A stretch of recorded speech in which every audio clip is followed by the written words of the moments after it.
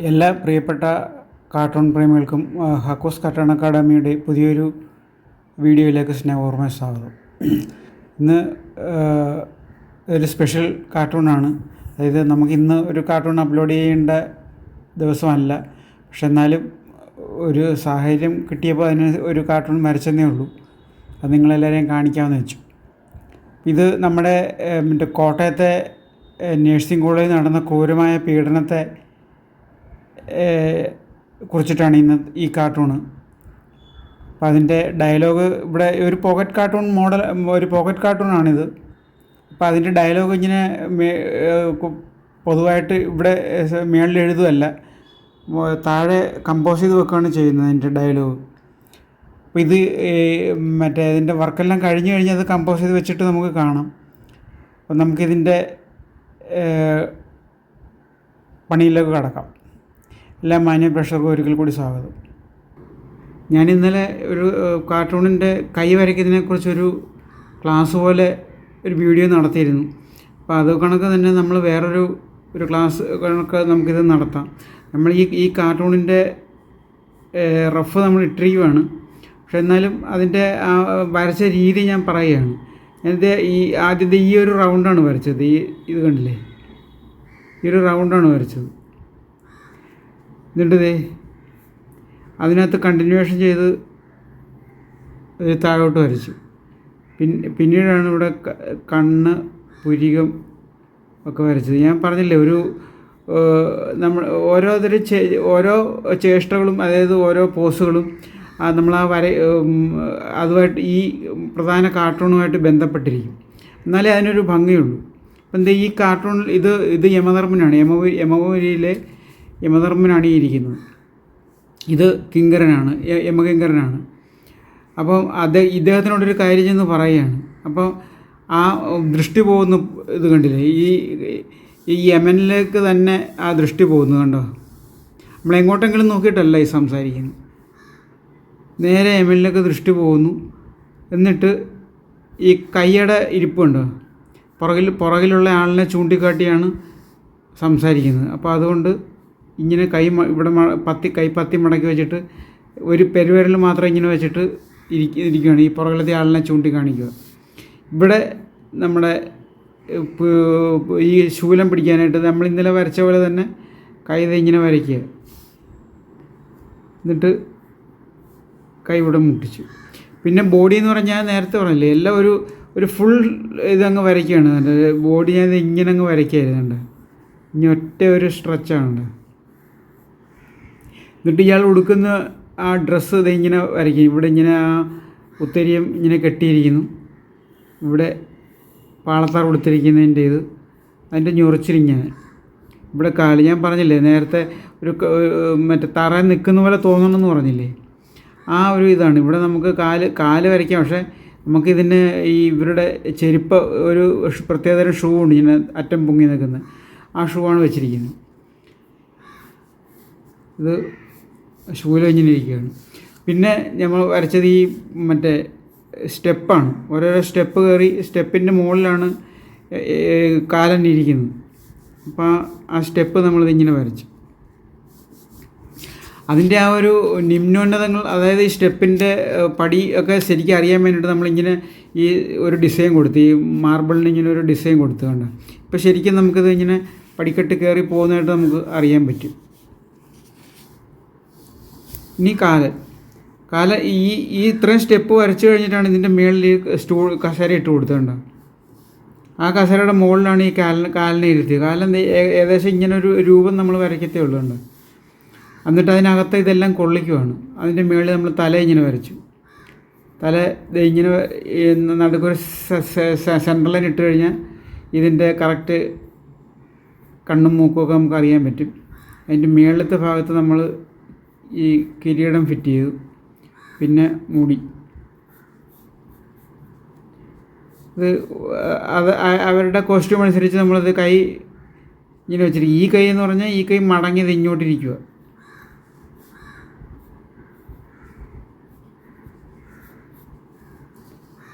എന്നിട്ട് ഈ തീ ഇവിടെ ഇങ്ങനെ തീയാണ്. യമപുരിയിൽ നമ്മൾക്ക് സാധാരണ സുഖമുള്ള സാധനങ്ങളല്ലല്ലോ കാണുന്നത്. അപ്പോൾ അതുകൊണ്ട് മോശപ്പെട്ട സാധനങ്ങളാണ് അവിടെ കൂടുതൽ കാണുന്നത്. അപ്പോൾ അതിനായിട്ട് തീയാണ് ഇങ്ങനെ കത്തിക്കുന്നത്. ഈ നമ്മൾ ആ സ്റ്റെപ്പിൻ്റെ മേളിൽ തന്നെ ഈ മറ്റേ ഇത് വരച്ചു, ഈ മറ്റേ തീ വെക്കുന്ന പാത്രം വരച്ചു. ഇനിയാണ് ഇതൊരു SFI സ്റ്റുഡൻ്റാണ്. ആ SFI സ്റ്റുഡൻ്റ് ഇവിടെ വന്ന് നിൽക്കുകയാണ്. ഇത് പറഞ്ഞത് നമ്മളിത് ഇങ്ങനൊരു മറ്റേ ഒരു ഓവൽ ഷേപ്പ് ഇട്ടാൽ മതി. ആ ഷേപ്പിൻ്റെ അവിടെ നിന്ന് ഇങ്ങനെ കഴുത്തും കൊടുത്തു. ഇത് കൈ ഇങ്ങനെ വെച്ചു. ഇയാൾ മറ്റേ പോക്കറ്റ് കൈയിട്ടുകൊണ്ട് നിൽക്കുക, ഷർട്ടിൻ്റെ ഈ പാൻറ്റിൻ്റെ പോക്കറ്റ് കൈയിട്ടുകൊണ്ട് നിൽക്കുക. സാധാരണ നമ്മൾ കൂടുതൽ ആക്ഷനൊന്നും കാണിക്കേണ്ട, അതായത് അതിനുള്ള വകുപ്പില്ല അവിടെ. ഇയാൾ വെറുതെ വന്ന് പുറകെ നിൽക്കുക. പാൻറ്റ് ഈ മറ്റേ ഷൂ ഇട്ട് നിൽക്കുന്നു. ഇത് കണ്ടില്ലേ, നമ്മൾ ഈ പെർസ്പെക്റ്റീവ് വരയ്ക്കുമ്പോഴത്തേക്കും ഈ ഷൂ ഇങ്ങനെയാണ് വരുന്നത്, മറ്റേ ഷൂ നേരെയും കാണും. ഇത് പിന്നെ ബാക്ക്ഗ്രൗണ്ടിൽ പിന്നെ നമ്മൾ ഈ പറയുന്നത് ആ നരകത്തിനെ ഓരോ കൊട്ടാരത്തിൻ്റെ ഓരോ തവണ വരയ്ക്കുമ്പോഴും ഓരോ രീതിയിലാണ് വരയ്ക്കുന്നത്. ഇത്തവണ ഇങ്ങനെ വരച്ചതേ ഉള്ളൂ, നമുക്ക് ഇഷ്ടമുള്ള രീതിയിൽ വരയ്ക്കാം. നമ്മളാരും കണ്ടിട്ടില്ലല്ലോ, കണ്ടവരാരും ഇല്ലല്ലോ. അപ്പോൾ ഇതാണ് ഇതിൻ്റെ റഫ്. ഇതാണ്. അപ്പോൾ നമുക്കിനി ഇതിൻ്റെ റഫ് ഇങ്ങനെ ഇട്ടെങ്കിലും അവിടുന്ന് നമ്മൾ ഈ പെൻ വെച്ച് വരയ്ക്കുമ്പോഴത്തേക്കും നമുക്ക് എന്തെങ്കിലുമൊക്കെ മാറ്റങ്ങൾ വേണമെങ്കിൽ വരുത്താം.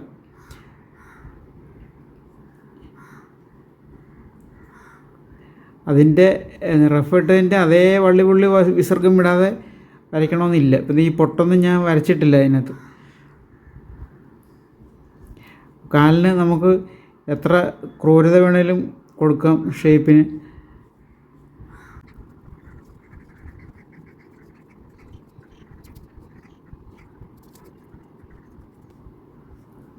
ഞാൻ നേരത്തെ പല വീഡിയോയിലും പറഞ്ഞിട്ടുണ്ട്, എൻ്റെ ഒരു ഇഷ്ട കഥാപാത്രമാണ് ഈ കാലനെന്ന് പറയുന്നത്. അപ്പോൾ ഈ മനുഷ്യത്വരഹിതമായ ഈ കോട്ടയത്തെ പീഡനങ്ങളുടെ സമയത്ത് സത്യം പറഞ്ഞാൽ മറ്റേ നരകത്തിൽ പോലും നമ്മൾ കേട്ടിരിക്കുന്ന ശിക്ഷാവിധിയേക്കാളും കൂടുതൽ ശിക്ഷാവിധികളാണ് ഈ കിങ്കരന്മാർ, ഇവിടുത്തെ ഈ വിദ്യാർത്ഥി കിങ്കരന്മാർ നടപ്പാക്കിയത്. അപ്പോൾ അതുകൊണ്ട് ഈ നരകവുമായിട്ട് മറ്റേ ഇതിനെ ബന്ധപ്പെടുത്തുന്നതിൽ ഒരു കുഴപ്പമില്ല. ഈ മറ്റേ ഈ ഷൂവിൻ്റെ ഇത്രയും ഭാഗം മാത്രമേ കാണത്തുള്ളൂ, അതായത് ബാക്കി ഭാഗം ഇത് മറ്റേ സ്റ്റെപ്പിൻ്റെ ഭാഗമാണ്. ഇനി നമുക്കത് ഈ തീ വരച്ച് കഴിഞ്ഞിട്ട് ഈ സ്റ്റെപ്പ് വരയ്ക്കുന്നതാണ് നല്ലത്, അല്ലെങ്കിൽ അത് നമുക്ക് കണ്ടിന്യൂഷൻ ചെയ്ത് വരയ്ക്കാൻ പറ്റത്തില്ല.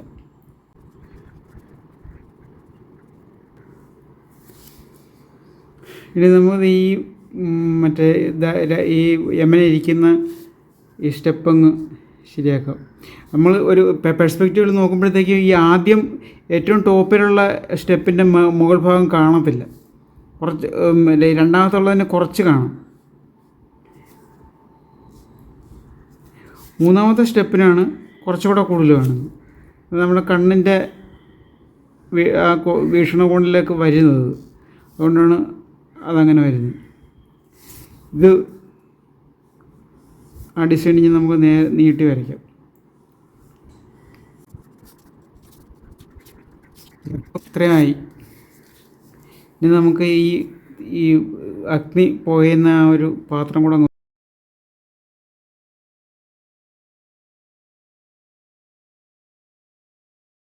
കഴിഞ്ഞു.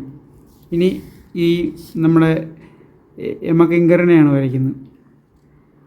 യമകിങ്കരൻ ഈ കാലിനെ നോക്കിയാണ് ഇത് പറയുന്നത്. അതിൻ്റെ ഡയലോഗ് നമുക്ക് ലാസ്റ്റ് കാണാം.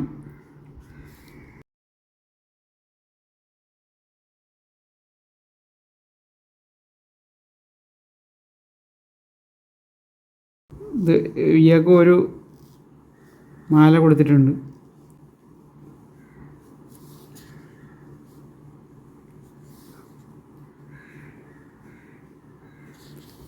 മറ്റേ കൈ കുറച്ചുകൂടെ ഫോക്കസായിട്ട് കാണിക്കാം.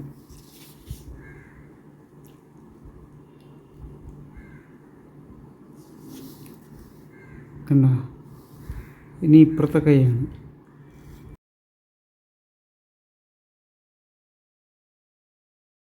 നമ്മൾ കഴിവതും സ്കെയിൽ ഉപയോഗിക്കാതെ രേഖകൾ വരയ്ക്കുന്നതാണ് നല്ലത്.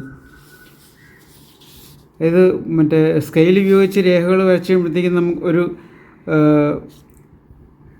ആർട്ടിഫിഷ്യൽ ഇതാണ്, ഒരു മാനുവൽ ഇത് വരത്തില്ല. ഒരു വരയ്ക്കൊരു വികാരം വരണമെങ്കിൽ അത് കൈകൊണ്ട് തന്നെ വരയ്ക്കണം. നമ്മുടെ ഈ വരകൾ നമ്മൾ കൈകൊണ്ട് വരച്ചിട്ട് ചെറിയ വളവുണ്ടായാൽ പോലും അതിനൊരു മോശമല്ല.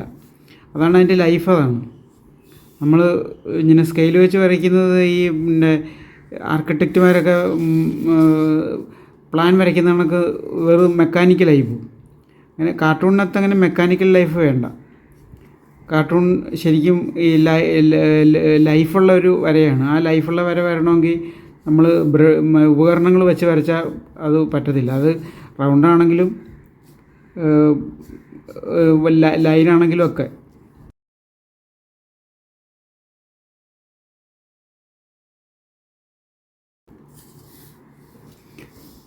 ഇനി ഈ പയ്യനെ വരയ്ക്കുക. അവൻ SFIക്കാരനാണ്. അത് കാരണമാണ് അവൻ്റെ മുഖം ഇങ്ങനെ ഇരിക്കുന്നത്. ഇവന്മാർക്ക് ഒരിക്കലും ഒരു സന്തോഷമുള്ള മുഖമല്ലല്ലോ, ക്രൂരതയാണ് എപ്പോഴും മുഖത്ത്. അത് മുടിയൊക്കെ നമുക്ക് ഈ പറഞ്ഞ കണക്ക് ഇപ്പോഴത്തെ പുതിയ സൈസിലെ മുടികളൊക്കെ നമുക്ക് വരയ്ക്കാം. പുതിയ ഫാഷനുകളിൽ എത്ര മോശപ്പെട്ടാണോ അത്രയും എടുത്തതെന്നാണ് നല്ലത്. അതായത് അവരങ്ങനെയാണ് നടക്കുന്നത്.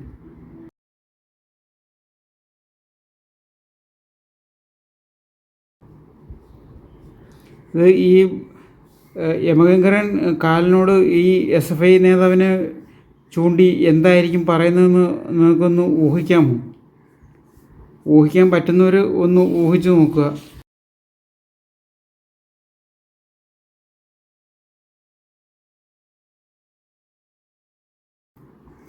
അപ്പോൾ ലാസ്റ്റായിട്ട് നമ്മൾ ഈ പെൻസിലിൻ്റെ സ്കെച്ച് റഫ് നമ്മൾ മായ്ച്ച് കളയുകയാണ്.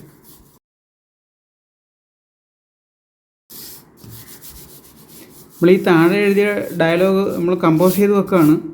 ഇപ്പം ഞാനത് ഇപ്പം തൽക്കാലം വരയ്ക്കുമ്പോൾ നിങ്ങളെ കാണിക്കാൻ വേണ്ടിയിട്ട് മാത്രം ഇങ്ങനെ എഴുതിയെന്നേ ഉള്ളൂ. ഇത് നമ്മളിത് മാറ്റും. ഇത് കമ്പോസ് ചെയ്ത് താഴെ വയ്ക്കുന്നുണ്ട്. അപ്പോൾ ലാസ്റ്റ് എല്ലാം ചെയ്ത് കഴിയുമ്പോൾ നമുക്ക് ഒന്നുകൂടെ കാണാം. അപ്പോൾ അതുവരെ ഇങ്ങനെയാണ് ഇരിക്കുന്നത്. ഞാൻ ഇത് ഒന്നുകൂടെ കാണിക്കാം. കാർട്ടൂണിൻ്റെ ഫൈനൽ ഇതാണ്.